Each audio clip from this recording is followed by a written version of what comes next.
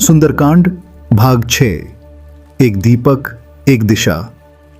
लंका की रात उजालों से भरी थी, लेकिन शांति से नहीं, भय से। हर महल सोने का था, पर भीतर केवल घमंड, क्रूरता और मोह का अंधकार। हनुमान जी इन गलियों से चुपचाप आगे बढ़ रहे थे। मन में सवाल था, क्या ऐसे नगर में कोई सज्जन भी हो सकता है? बिल्कुल वैसा ही सवाल जैसा हम पूछते हैं जब हम किसी ऐसे माहौल में होते हैं जहां सब कुछ दिखता तो सुंदर है, मगर भीतर कुछ टूटा हुआ, खोखला सा महसूस होता है। और तभी एक घर से राम नाम की ध्वनि आई। हनुमान जी ठिठक गए। उस आवाज में कोई अपनापन था, कोई सुकून था, जैसे लंबे समय बाद कोई कहता हो, तुम अकेले नहीं हो। वहां तुलसी की सुगंध थी, एक शांत दीपक जल रहा था और प्रभु राम के नाम का जाप वातावरण को पावन कर रहा था। वो घर था विभीषण का। रावण की लंका में जहां हर ओर आतंक और अधर्म था, वहां एक इंसान अकेला अपने धर्म, अपनी भक्ति और अपने सच पर अडिग था।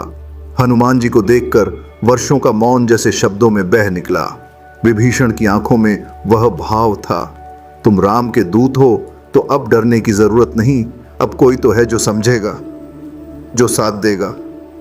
हनुमान जी ने मुस्कुरा कर देखा। इस पूरे नगर में अगर कोई प्रकाश है तो वो इस घर में है। अगर कोई राम से जुड़ा है तो वो यही व्यक्ति है। कभी कभी हम सब ऐसे ही किसी मोड़ पर होते हैं जहां हर ओर अजनबी चेहरे होते हैं, लेकिन अचानक एक चेहरा, एक घर, एक ध्वनि हमें अपने जैसा लगने लगती है। यही होता है आत्माओं का मिलन। हनुमान जी ने अपनी यात्रा बताई, राम कथा सुनाई और विभीषण उस कथा में डूबते चले गए।